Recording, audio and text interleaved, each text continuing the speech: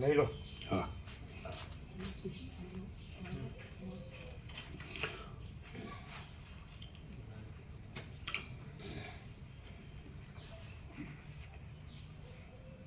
જેના વિચારો એકબીજાને મળતા છે તેવા સ્ત્રી પુરુષોના મેળાપથી જે અત્યંત આનંદ થાય છે તે આનંદ પહેલા દરજ્જાનો કહી શકાય છે. એવો મનમાં વિચાર કરી ચુડાલા રાણીએ આકાશમાર્ગે પર્વતોને, દેશોને, મેઘોને અને દિશાઓના અંતોને ઓળંગી મંદરાચળની ગુફા પાસે આવી. આકાશમાં જ અદૃશ્ય રહી વનના મધ્ય ભાગમાં પ્રવેશ કર્યો. વૃક્ષો અને લતાઓ ડોલવાથી જેમ પવનની ગતિની ખબર પડે છે તેમ વૃક્ષો અને લતાઓ ડોલવાથી તે ચુડાલાની ગતિ સમજાતી હતી. આવી તે ચુડાલા રાણીએ વનના કોઈ એક ભાગમાં પર્ણકુટીની અંદર યોગથી એકાગ્ર થઈ ગયેલા ચિત્ત વડે પોતાના પતિને જોયો.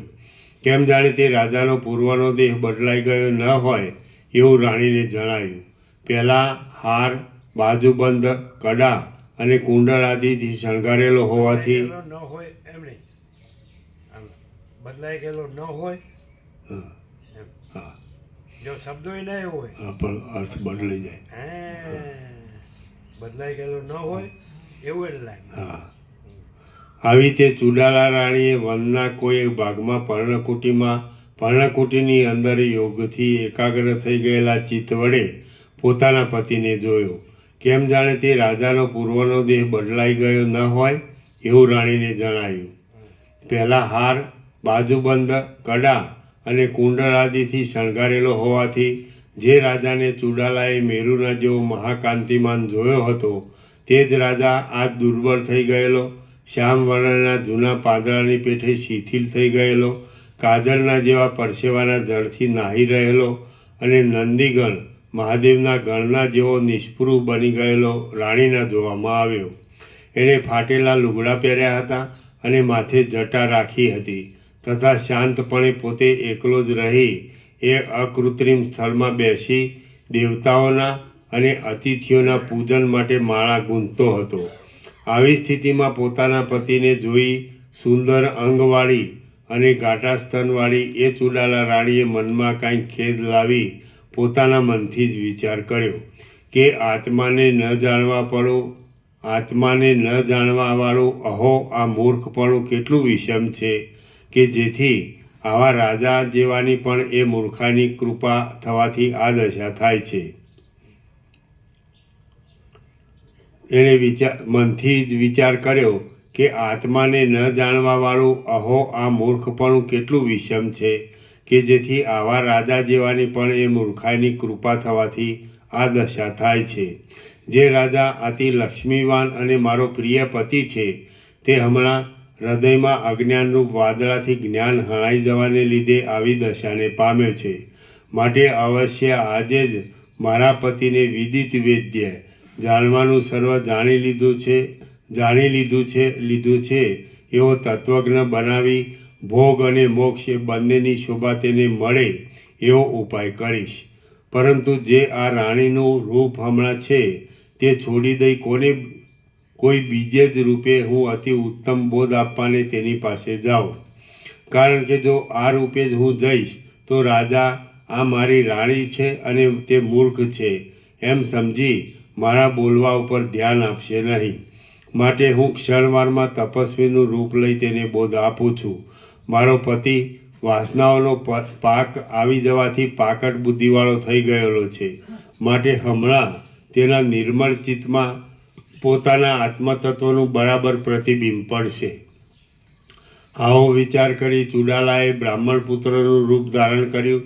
પછી જળ જેમ ક્ષણમાત્રમાં તરંગરૂપ થઈ જાય છે તેમ ક્ષણમાત્રમાં કાંઈક ધ્યાન વડે તે રાણી બીજું રૂપ ગ્રહણ કરી બ્રાહ્મણના પુત્ર રૂપે વનમાં આવી અને મંદ હાસ્ય વડે મુખ સુશોભિત રાખી પોતાના પતિ પાસે પહોંચી.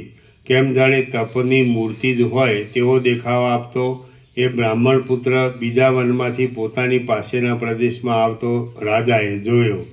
રસરૂપ સુવર્ણના જેવા પીળા, સ્વચ્છ અને કાંતિમાન અવયવવાળો, મોતીઓના હારોથી શોભાયમાન, અંગમાં શ્વેત યજ્ઞોપવિત જનોઈ ધારણ કરનારો, બે ધોળા વસ્ત્રને પહેરનારો, પોચાથી બમણા પ્રદેશ સુધી નીચે લટકતી લંબાઈમાં 1 હાથના પ્રમાણની અને પૃથ્વીને નહીં અડકતી રુદ્રાક્ષમાળાને ફેરવતો, ભમરાઓની હારથી વીંટાયેલ કમળની જેમ કેશથી ઘેરાયેલા શિરોભાગને ધારણ કરનારો, પોતાના શરીરમાંથી નીકળતા તેજના સમૂહથી આખાય પ્રદેશને પ્રકાશયુક્ત કરનારો, ઉદય પામેલા સવારના સૂર્યની જેમ કુંડળ વડે સુશોભિત મુખવાળો, શિખરના ભાગમાં ચંદ્રને ધારણ કરનારો, ઉદયાચળની પેઠે શિખામાં પરોવેલા મંદાર વૃક્ષના પુષ્પોથી શોભતો, રમણીય અને શાંત શરીરવાળો, બળવાન, જીતેન્દ્રિય, બરફના જેવા ધોળા ભસ્મના તિલકથી શોભતો, દેખાવમાં રમણીય અને મેરુ પર્વતના સુવર્ણના તટમાં ચાલતા ગંગાના પ્રવાહમાં જેનું પ્રતિબિંબ પડ્યું છે તેવા પૂર્ણચંદ્રની જેમ ચંચળ દેખાતો એ બ્રાહ્મણ પુત્ર રાજાની દ્રષ્ટિએ પડ્યો. તે બ્રાહ્મણ પુત્રને જોઈ શિખીધ્વજ રાજા આ કોઈ દેવપુત્ર આવે છે એવી બુદ્ધિથી ઊભો થયો અને તેણે પોતાની પાદુકા ચાખડીઓ કાઢી નાખી.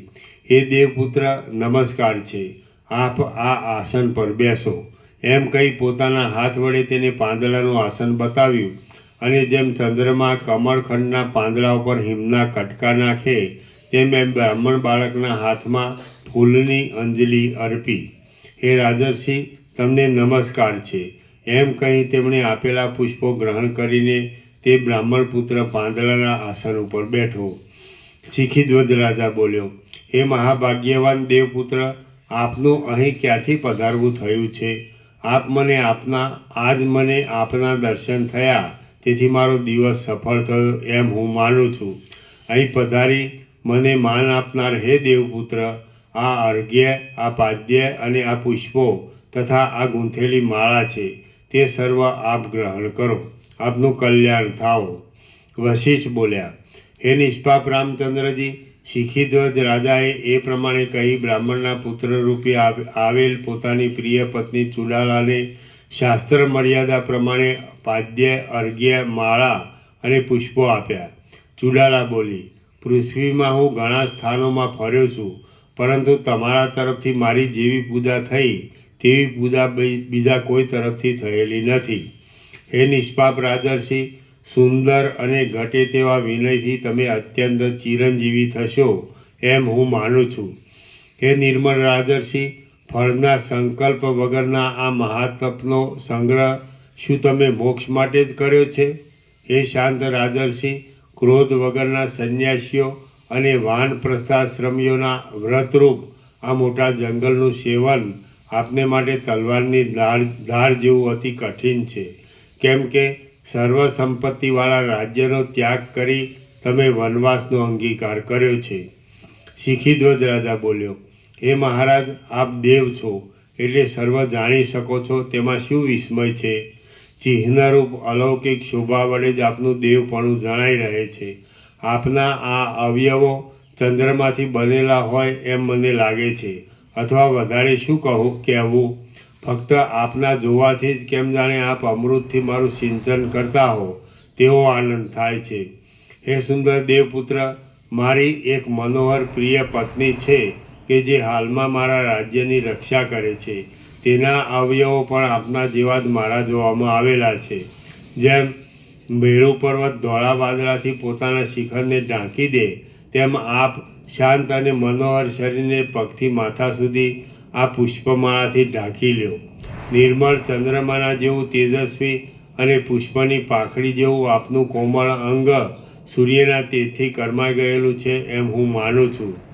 દેવ પૂજન માટે ભેગા કરેલા આ પુષ્પોની મેં માળા ગૂંથેલી છે. તે હે પ્રિય દેવપુત્ર, આપ પહેરીને તેને સફળ બનાવો. પૂજન કરવાથી અતિથિ જીવન સફળ થાય છે, કેમ કે સત્પુરુષોને દેવના કરતાં પણ અતિથિ વધારે પૂજવા યોગ્ય છે. નિર્મળ ચંદ્ર જેવા મનોહર મુખવાળા હે દેવપુત્ર, આપ કોણ છો, કોના પુત્ર છો અને શા માટે આપ અહીં પધાર્યા છો એ મારા સંદેહને આપ કૃપા કરીને દૂર કરો. ચુડાલા બોલી, હે રાજા, મને આપે પૂછ્યું તે પ્રમાણે હું પૂરેપૂરું આપને કહું છું, તે સાંભળો. જે નમ્રતા રાખીને પૂછે તેને કયો પુરુષ છેતરે? કોઈ પણ ના છેતરે. આ જગતમાં નારદ નામના મુનિ છે. તેમના શરીરનો વર્ણ પવિત્ર અને પુણ્યશાળી લક્ષ્મીના મનોહર મુખના કપૂરના તિલક જેવો સ્વચ્છ છે. તે મહાત્મા નારદ મુનિ એક સમયે મેરુ પર્વતની ગુફામાં ધ્યાન લગાવી બેઠા હતા કે જ્યાં મેરુ પર્વતના સુવર્ણમય તટમાં મોટા તરંગોવાળી ગંગા પણ વહે છે.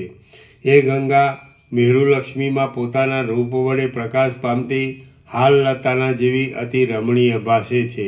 એક દિવસ એ નારદ મુનિએ ગંગા નદીને કિનારે કંકણોના શબ્દોવાળો જલક્રીડાના કોલાહલનો શબ્દ સાંભળ્યો.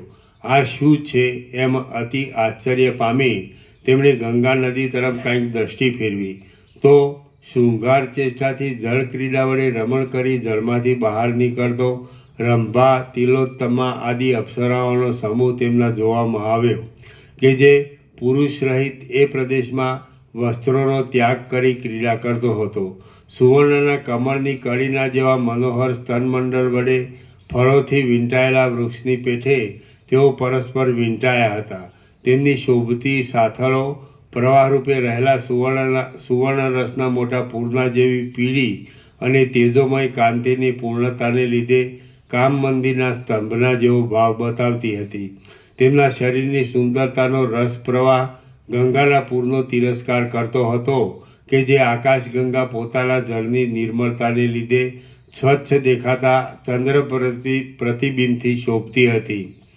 કામદેવના કિલ્લારૂપ એવી તે અપ્સરાઓ નંદનવનમાં ક્રીડા કરવા માટે કામરથના ચક્રરૂપ બની ગયેલ પોતાના નિતંબ ભાગરૂપ તટોથી ગંગાજળને રોકી રાખી બીજે માર્ગે લઈ જતી હતી. તે અપ્સરાઓના શરીરો અત્યંત સ્વચ્છ હોવાથી તેમાં એકબીજાના પ્રતિબિંબ પડતા હતા અને તેથી જાણે કે સાક્ષાત વિશ્વરૂપ હોય તેવા તે લાગતા હતા અને તેથી તે વિશ્વરૂપ અપ્સરાઓનું વૃંદ જાણે કે સાક્ષાત કલ્પતરુ હોય તેવું જણાતું હતું.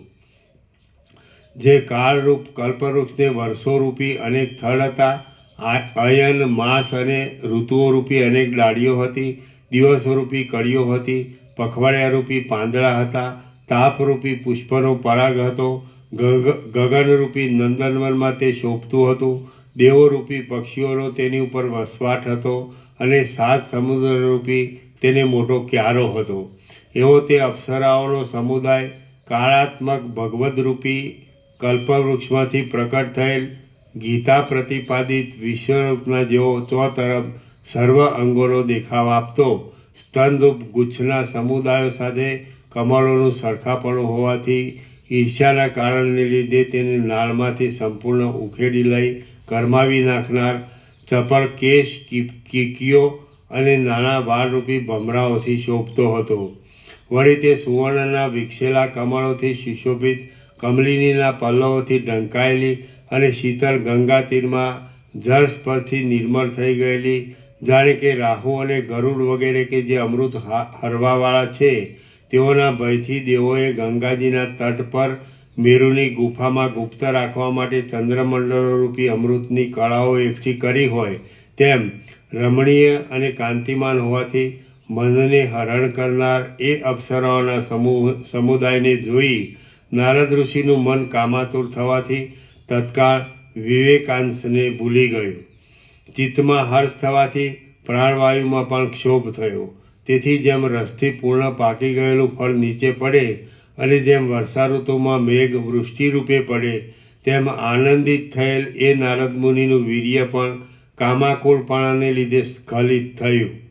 હે રાજશ્રેષ્ઠ, શાખા તથા મૂળનું છેદન થતાં વૃક્ષ જેમ નિસાર થાય તેમ અને હિમકણને સ્ત્રવતા ચંદ્રની જેમ તથા ખંડિત થયેલા મૃણાલની જેમ એ મુનિ નિસાર થયા. શિખીધ્વજ રાજા બોલ્યો, હે મહારાજ, નારદ મુનિ તો મહાજ્ઞાની, જીવનમુક્ત, નિષ્કામ, રાગરહિત, બહાર અને અંદર આકાશની જેમ નિર્મળ અને અસંગ તથા જેને કોઈની ઉપમા ન આપી શકાય તેવા છે. તેમ છતાં તેમની એવી સ્થિતિ કેમ થઈ? ચુડાલા બોલી, હે રાજર્ષિ, આ ત્રણેય લોકમાં પ્રાણીઓની જેટલી જાત છે તે સર્વનો અને દેવાદિકનો પણ જે દેહ છે તે દ્વંદ્વ ધર્મવાળો છે.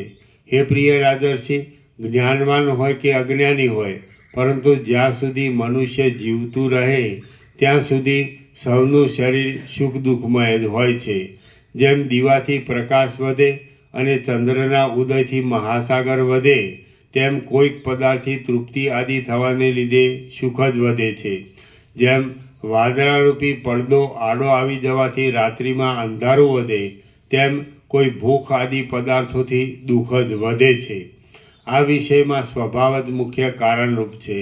એક ઘડી પર પણ જો પોતાનું નિર્મળ સત્ય આત્મ સ્વરૂપ ભૂલી જવાય, તો જેમ વર્ષા ઋતુમાં વાદળા ચડી આવે છે, તેમ આ દેખાતો સંસાર પ્રકટ થાય છે. ફરીથી આ વિષયમાં સ્વભાવ જ મુખ્ય કારણ છે. એક ઘડી ભર પણ જો પોતાનું નિર્મળ સત્ય આત્મ સ્વરૂપ ભૂલી જવાય, તો જેમ વર્ષા ઋતુમાં વાદળા ચડી આવે છે, તેમ આ દેખાતો સંસાર પ્રકટ થાય છે.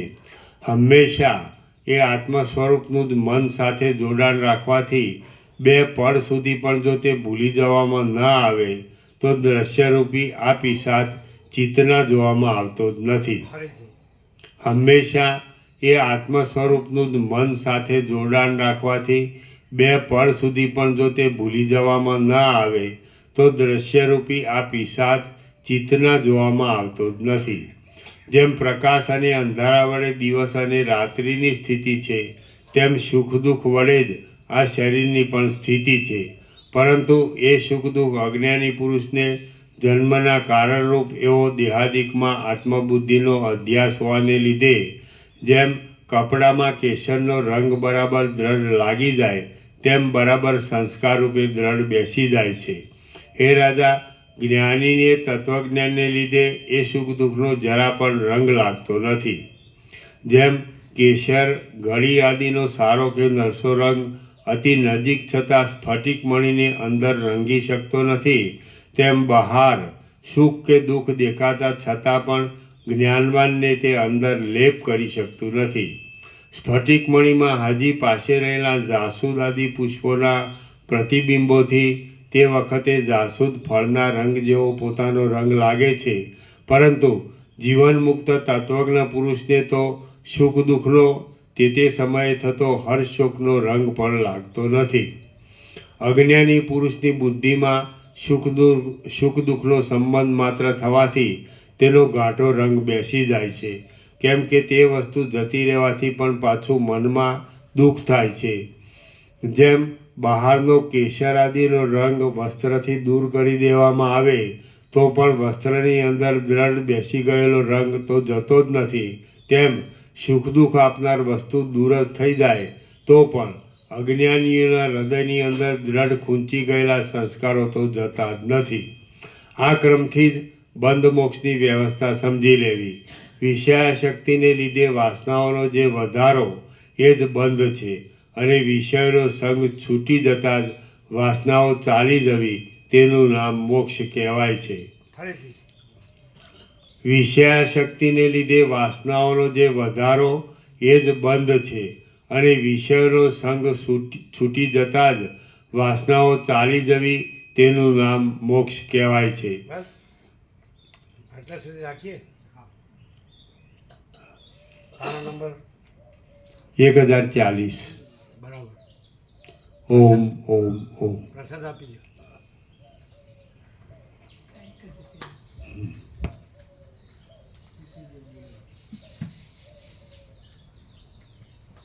તમે રહ્યા હતા કણકાસવ? હા તો પ્રભુ બાઈજનાથનું લીધું છે.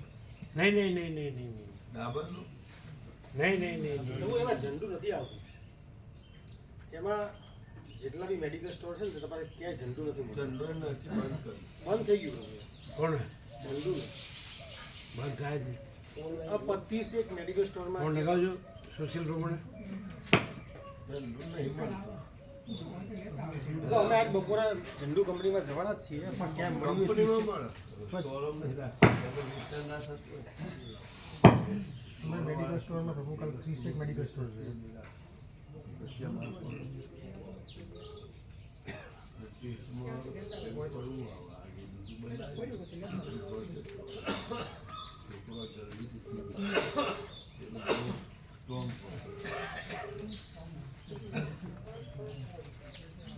બ્રહ્મ કૃપા હે કેવલમ આનંદ મંગલ ઓમ ઓમ ઓમ. તમારી ઊંઘ બગાડી.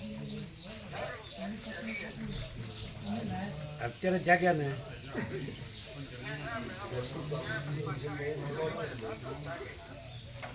અચ્છા, તો ઝંડુનો કંકાસો મળે છે ને? હા, તો લાવવાનો બરોબર. ઝંડુનો કંકાસો લાવવાનો બરાબર. આ તો આનંદ તો કે છે નથી મળતું.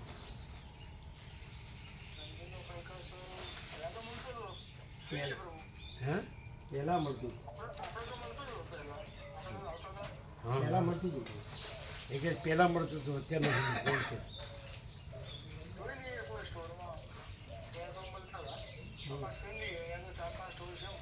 બરાબર.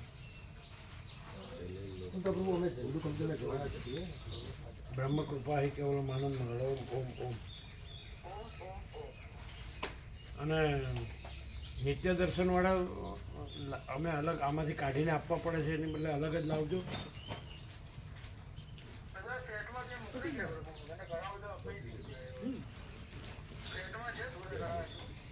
સેટમાંથી કાઢીને આપ્યા બધાને, અમુક જે ભાવિકો આવ્યો ને નવા. બરાબર, ચાલો. ઓમ ઓમ ઓમ ઓમ ઓમ ઓમ. કેમ કંપનીમાં મળે, દુકાનમાં ન મળે? કંપનીમાં તપાસ કરવા જવાના છે કંપનીમાં. કેમ કે આટલા બધા સ્ટોરમાંથી કોઈ જગ્યાએ નહોતું ને એટલે પછી અમે તમારે પરિચિત હતા ને મેડિકલ સ્ટોરનું, એમને પૂછ્યું તો એમને કહ્યું કે બેજનાથનું પ્રભુ માટે સ્વામીજી માટે લઈ ગયું, બેજનાથની જો બેસ આ લાવજો. એ તો ગઝલ પાસે મૂક્યું.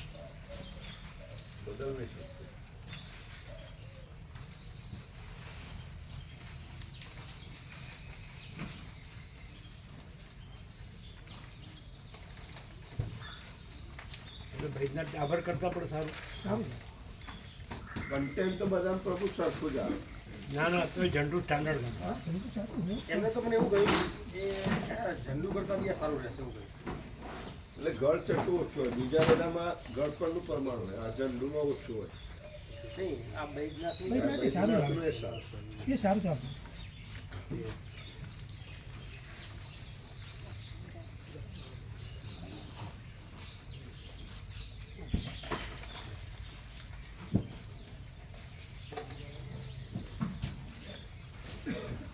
પ્રસાદ આપ્યો ને બધાને.